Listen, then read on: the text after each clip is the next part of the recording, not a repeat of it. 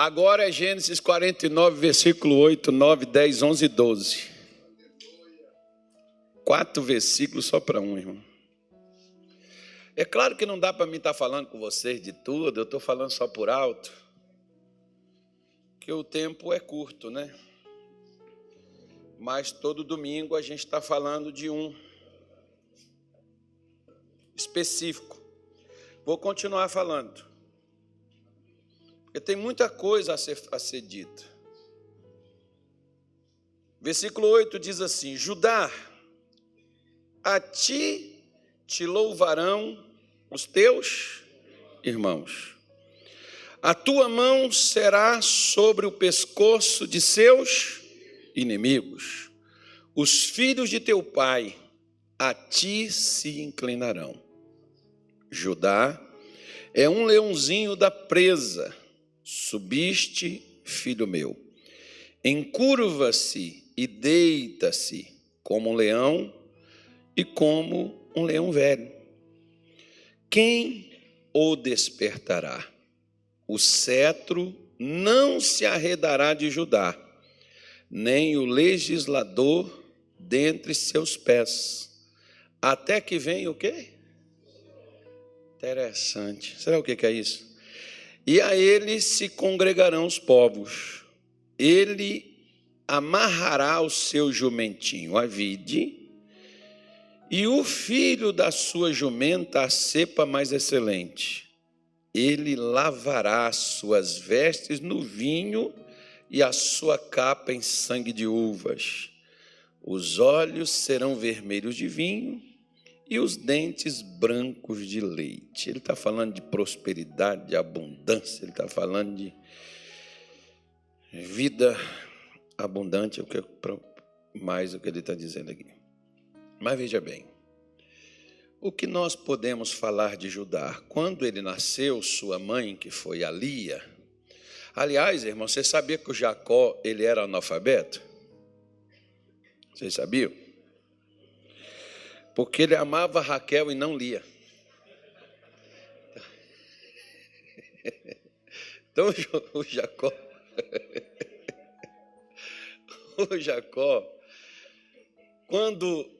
quando nasceu o Judá, a Lia, ela disse assim, ó, incrível, só falando aqui como curiosidade. Quando Rúben nasceu, ela falou, veja, é um filho. Deus deu um filho, é o que significa Rúben. A gente fala Rúben porque é na nossa língua, né? Quando nasceu o Simeão, ela falou, Deus ouviu minha aflição. Então, ouvinte, Deus ouve. Quando nasceu o Levi, ela disse assim, agora eu tenho o Rúben e agora eu tenho o Simeão, agora o Levi vai se ajuntar a mim. Carrega de um lado, segura do outro, agora o Levi tem que ir junto, tem que estar junto ali. É aquele que ajunta. Fez jus ao nome, né? Interessante. E quando nasceu Judá, aí ela falou, poxa, Deus já me deu 4 filhos. E aí ela chamou, ela estava muito alegre, chamou ele de louvor. Ou seja, aquilo que você é, aquilo que eu sou, a gente vai atrair justamente o que a gente tem. Se você é uma pessoa, por exemplo, descomprometida, vai atravessar pessoas também descomprometidas no teu caminho. Você vai atrair esse tipo de gente. Se você é aquela pessoa da rede rasgada, como diz lá em Minas Gerais, que você não está nem aí para nada, as pessoas que vai se juntar com você também vai ser gente assim. Tem uma palavra lá, por exemplo, no Antigo Testamento, que chama de vadios. Depois você veja o que ela significa. Então, só se ajunta com as pessoas o que a pessoa atrai. O Judá, por exemplo, o Senhor Deus, o Jacó está dizendo aqui, através da sua profecia acerca dos seus filhos, ele está dizendo para eles, olha, os seus irmãos vão se ajuntar a você e vão adorar a Deus. Outro dia eu estava vendo uma mensagem que um camarada me mandou, um pastor, E ele estava falando uma coisa que é bem interessante. A gente chega na igreja e os irmãos que estão aqui, por exemplo, começando o culto, ou lá na sua igreja, eles estão assim com aquele fogo de Deus, com aquela disposição, naquela unção do Espírito Santo. Às vezes você chega triste, às vezes você está decepcionado, frustrado, mas aí os irmãos começam a cantar e a gente não precisa nem ensinar o hino, as pessoas começam a cantar também. E de repente você sai daquela atmosfera negativa que você estava nela e você começa a se alegrar, a levantar as mãos para os céus, começa a dançar, começa a abrir o coração, começa a cantar. Pronto, você juntou com os outros, a coisa ficou 100 vezes melhor. Empolgou, pegou fogo, acendeu. Porque às vezes um grande erro, por exemplo, que muitas pessoas elas fazem, é não se ajuntar com aqueles que estão fazendo, que estão lá aqui na frente, por exemplo, cantando. A pessoa chega e fica lá, cruza os braços, fica olhando, fica dispersa, abaixa, senta na cadeira, ela não se envolve. Alguns dizem assim, não, só vim para ouvir a pregação. Não, irmão. E esse pastor me falou uma coisa, que às vezes, por exemplo, muitos pastores, o que eles fazem? Eles transferem para o músico o que ele deveria fazer. Porque, às vezes, por exemplo, nós pastores, na nossa igreja, nós temos um hábito. A gente entra depois do louvor. Mas o que nós estamos fazendo enquanto o louvor está aqui acontecendo?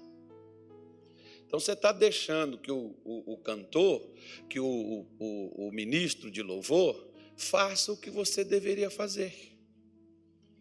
Porque todos nós... Tem pessoas, por exemplo, que às vezes o culto começa, a pessoa chega só na hora da pregação. Não quero participar, ver esse negócio, essa música alta, essa música, esse negócio aí. Irmão, isso é o louvor a Deus. Isso é o culto para Jesus. E é engraçado que se você for olhar, quando a pessoa era do mundo, ela ouvia aqueles funk, aquelas coisas doidas, aquele negócio, aquele rasqueado daqui do Mato Grosso. A pessoa escutava aquilo alto dentro de casa que não cabia dentro do ouvido dela. Agora, na igreja, incomoda. Na igreja, a pessoa não se ajunta. O Jacó está dizendo, os seus irmãos vão se ajuntar a você, e os seus irmãos vão louvar juntos. Eles vão estar adorando junto com vocês. Você pode ver, por exemplo, que às vezes você e eu, nós somos a referência quando nós chegamos no lugar. O lugar está triste, você precisa alegrar ele. Eu estou rindo, porque o negócio não é de rir, não. Às vezes é de chorar. Mas, às vezes, tem pessoas que estão pior do que você, irmão. Às vezes você está ruim, mas tem gente que está pior do que você. E você tem que segurar as pontas para jogar essas pessoas para cima.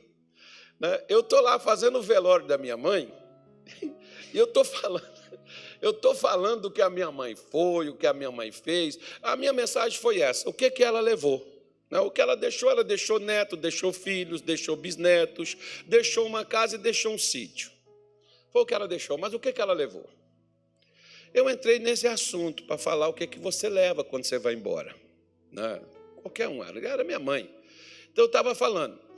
Aí quando eu terminei e fiz uma oração, entregando para Deus e tal, e terminando ali a minha palavra, o pessoal disse assim, olha, agora nós vamos fechar o caixão, se alguém quiser se despedir do corpo, nós vamos fechar o caixão, eu não gosto daquelas coisas, eu saí. Quando eu saí, foi uma pessoa atrás de mim. E a pessoa que foi atrás de mim, ela começou a conversar comigo sobre um filho que ela perdeu, tinha 2 meses, ou seja, eu estou lá, com a minha dor, e chega um dolorido, que eu preciso fazer o quê? Animar ele, irmão. Crente, é isso que nós temos que ser. Quando você é de Jesus, está doendo, mas você consola, porque tem gente que está mais dolorido que você. E o camarada estava dizendo para mim assim, olha, aquelas palavras que você falou tocou muito no meu coração. Olha, eu já pensei em tirar a minha vida. Eu perdi meu filho com 21 anos de idade, ele teve um problema nos rins e a infecção foi para o coração, o camarada morreu, o garoto. E eu tenho que estar lá ajudando aquele homem na sua dor, animando ele quando está doendo aqui dentro. Você muda os ambientes aonde você está, irmão. Ninguém quer estar num ambiente de gente abatida, de gente triste, de gente fracassada, de gente derrotada. Bota um sorriso no rosto. Tem dente não, chama a Vitória nem veio. A Vitória veio não? Nem veio a Vitória.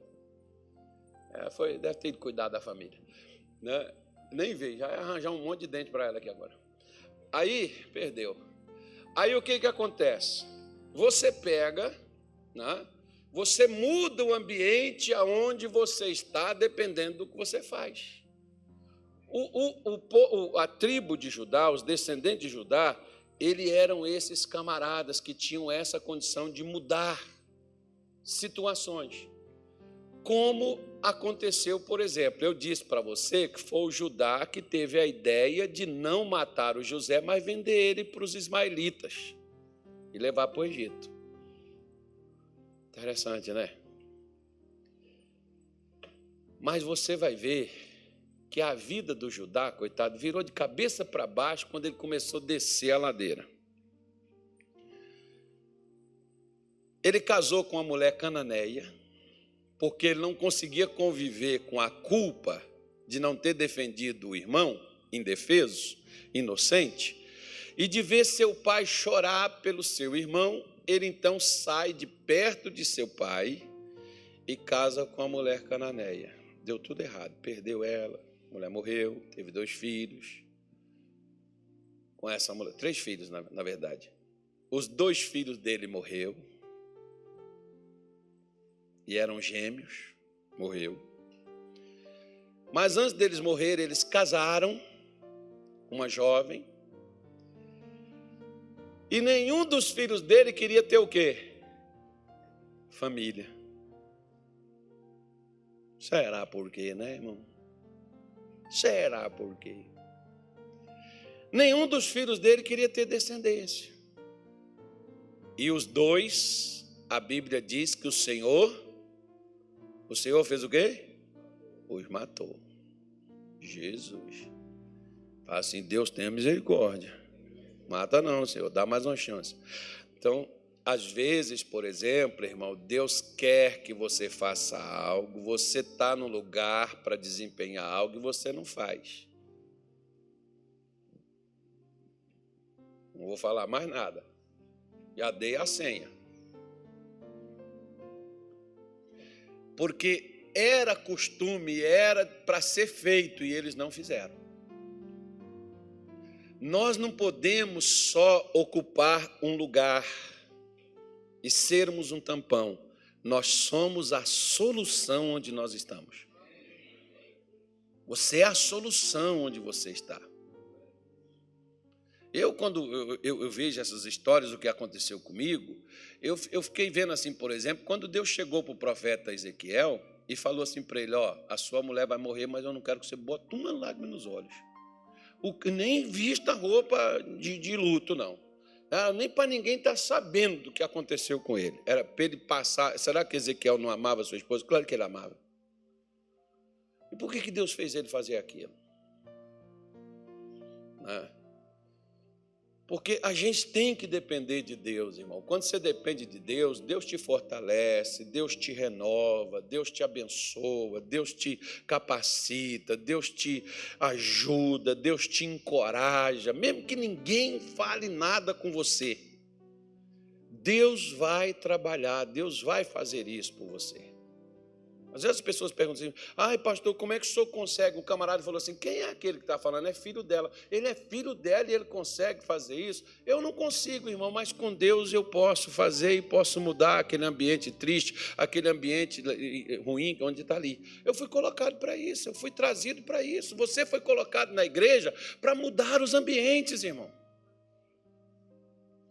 E você pode, basta você querer ser usado por Deus para tal. Mas os filhos do Judá, eles não quiseram. O que o Judá fez? Ele não quis deixar o seu filho mais novo, aí ele foi mal. Ele não quis deixar o seu filho mais novo casar com a menina, porque já tinha morrido 2. Parece uma irmã que eu encontrei lá no Rio de Janeiro. Não, tem uma aqui também, né? Será que ela está aqui, Ataíde? Ela está me vendo, não, Ataíde? Ela veio? Eu brinquei com ela, uma irmã daqui da igreja. Quantos maridos ela teve, Ataíde? Foi 6? Hã? Quantos foram? 5. Aí ela, e é jovem ela, irmão. E teve uns que durou 6 meses, durou um ano e pouquinho, e eles morreram, a viúva 6 vezes. Eu falei para ela, falei, irmã, quando a senhora arranjar uma, só traz ele aqui. É verdade, irmão. Não, porque tem um espírito maligno que não quer que ela seja feliz nessa área.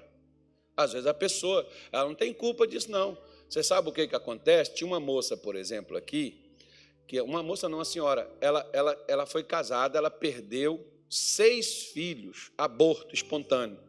Teve um que estava com 6, 7 meses e ela perdeu.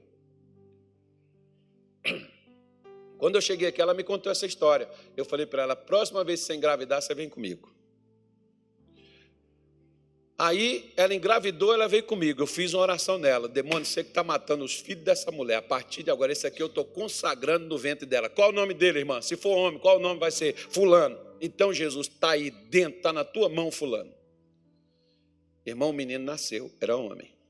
Nasceu. Chegando para o 8º, para o 9º mês, ela começou a ter hemorragia. Ela me ligou, pastor, estou sangrando. Calma que o seu filho já é de Deus, está consagrado, boi no lambe. Esquece, irmã. Foi lá, a médica foi, operou, resolveu operar ela, a criança ficou na UTI mais um mês e depois a criança saiu. Está vivo. Depois, quando foi na pandemia, eu vi o marido dela aqui. Eu falei assim, irmão, sua mulher só queria a bênção, né? Eu não vi mais ela. Ele falou, pastor, o senhor não está sabendo, não? Eu falei, do quê? Ele falou assim, nós temos mais uma menina. Eu falei, agora nem precisou de ajuda, né? Engraçado essas coisas, mas é bom demais quando os crentes aprendem a usar a fé, né? Que eles passam a confiar, eles passam assim a ficar ousados, eu nem sabia que ela estava grávida, eu não encontrei com ela aí para o corredor, ela sempre sentava lá para trás, eu não via. E a mesma coisa, quando essa irmã me falou, eu falei, irmã, não é normal. Se ela falou, pastor, acho que eu não estou nem querendo casar mais, não, que senão todo mundo que eu caso morre. Se ela estiver aí, a gente já faz um casamento aqui agora. Se tiver um pretendido aí, não, eu vou ficar calado. Não, fazer isso não. Eu prometi para ela, se eu estiver aqui, na hora que ela gostar de alguém que ela falar assim, vou amarrar minha mula com ele, venha cá, irmã, nós vamos amarrar o capeta agora, que esse aí não vai morrer, não. Isso aí vai viver, esse aí vai enterrar a senhora. Vai ser igual a Abraão. Mas não vai enterrar com 1 mês, com 1 ano, não, né, irmão? É lá, velhinha, quando não estiver aguentando mais nada. Aí pronto. Isso é demônio, irmão. Isso é demônio. Às vezes tem pessoas que não ficam, no caso dela, ela ficou viúva. Tem pessoas que faz divorciar, meu filho. É viúva de marido vivo. Então, não é normal. Então, os 2 camaradas morreram. Por causa de quê? Por causa das mesmas coisas que repetiram. Aí o Judá não quis dar o menino dele lá para o camarada, para a menina casar. O que a menina fez? Se passou por prostituta, enganou ele e deitou com ele. E ele teve um filho com a sua nora. E depois, interessante, quando ele soube que ela estava grávida, ele queria matar ela. Mas ela tinha ficado com um cajado, com um anel e com um lenço. Você sabe o que isso representa?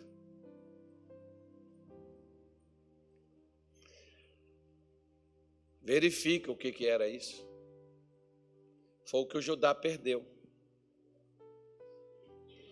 O cajado, muitos de nós achamos que o símbolo dele é autoridade. Não é. O símbolo do cajado é união. Se você pegar Zacarias 11 ou é 12, você vai ver Deus falar que ele quebrou o cetro da união que havia entre Israel e Judá. É o cajado. Porque ele significa a união. Quando Deus mandou Moisés, pegue o cajado e jogue no chão. Ele jogou, virou uma serpente. Agora pega a serpente, virou um cajado. Agora eu irei contigo ao Egito e tu tirarás o meu povo de lá. Deus se uniu com ele. Então o cajado, o símbolo dele é a união. O que quando ele se mistura com aquele espírito de prostituição, a primeira coisa que ele quebrou? A união entre ele e a família. Rompeu os relacionamentos. Alô? Tem gente aí me ouvindo? Como é que estão os relacionamentos familiares aí, irmão? Às vezes seu marido está dentro de casa, mas não tem união. É um para um canto e outro para o outro. Seus filhos moram no mesmo lugar, mas é cada um por si. Não tem união entre eles. Os laços estão rompidos, estão quebrados. Quantos estão com esse tipo de coisa? Quantos estão desta forma? E não deveria estar. Você pode ver que Jacó está dizendo, teus irmãos vão estar junto contigo, e teus irmãos vão estar agarrados com você e vão estar junto. E não estava. Ele estava separado dos irmãos. O que levou ele a separar? O que eu estou te dizendo. Depois o anel, que era o símbolo da família, da autoridade, da assinatura de qual você faz parte. Lembra do filho pródigo, quando ele voltou para casa? O que o pai mandou dar para ele? Um anel novo, que ele faz parte de uma família. Irmão, você faz parte do corpo de Cristo, você é de Jesus. A autoridade de Deus está sobre você, está contigo, meu irmão. Eu te dei poder e autoridade para pisar em serpentes e escorpiões. Você, onde você chega, você é um representante de Cristo. Onde Judá chegava, de Judá nasceram reis. Nasceu Davi, nasceu Salomão, nasceu os caras que mais fizeram a diferença no reinado de Israel. Esses dois reinaram 80 anos, quase um século juntos. Porque eles entenderam o seu chamado. E depois, o que acontece? Quando Judá tentou matar a sua nora por causa dela ter traído, e ele descobre que o filho era dele, ele nunca tocou nela, criou a criança cresceu tal, e ele seguiu a sua vida, mas ele fez uma coisa que é bonita em Judá. O quê? Ele soube reconhecer quando errou. Tem gente que erra, mas põe a culpa nos outros. Pastor, então, irmão, pastor é um bicho estragado dentro da igreja, sabia? Não é todos, não. Mas você vê que às vezes tem pastor, tem obreiro, tem membro de igreja, que ele está fazendo as coisas erradas, mas a culpa do fracasso dele é a mulher, a culpa do fracasso do pastor é os irmãos, a culpa do fracasso do pastor é a igreja, é a liderança, e por aí fora vai. Quando o erro é nosso próprio. Você vê que o Judá foi humilde de reconhecer que ele havia falhado. Ainda disse assim, ela é mais justa do que eu. Ela é mais correta do que eu. Eu fui mal com ela, ia fazer uma maldade, ia matar ela sem ela merecer. E ele reconheceu, eu devia ter dado o meu filho, eu fui mal em não ter dado. Quando você é de Jesus, quando você é crente, você passa a olhar primeiro para a sua vida e reconhecer seus erros. O que Paulo mandou a gente fazer? Paulo mandou a gente examinar nós mesmos e depois comer e beber, porque examinar, a gente examina e descobre o que está errado. Agora, o que está errado não é para a gente ficar remoendo, eu falhei, eu errei. Não, é para você consertar, irmão. Levanta e conserta, porque o que está feito, está feito. Vai e faça diferente agora. O Judá foi lá e consertou o que tinha errado, era um camarada de caráter. A pessoa de caráter é aquela pessoa que sabe reconhecer seus limites, que sabe reconhecer os seus erros, as suas falhas, e sabe relevar os erros e as falhas dos outros, porque você, antes de jogar pedra nos outros, lembra que às vezes você deveria ser apedrejado. O que Jesus falou para aquela galera que queria apedrejar a prostituta lá? A adúltera, aliás. Ela não era prostituta, ela só adulterou. O que Jesus falou? Quem não tem pecado, quantas pedras jogaram? Porque eles puseram a mão na consciência e viram que eles não adulteraram, mas eles tinham coisas erradas. O Judá é isso, o cristão é esse, irmão. Aquele que diz que não erra é mentiroso e a verdade não está nele. Falou João há muito tempo. Agora, se nós confessarmos os nossos pecados, Ele é fiel e justo para nos perdoar os pecados, e o sangue de Jesus Cristo nos purifica de toda injustiça.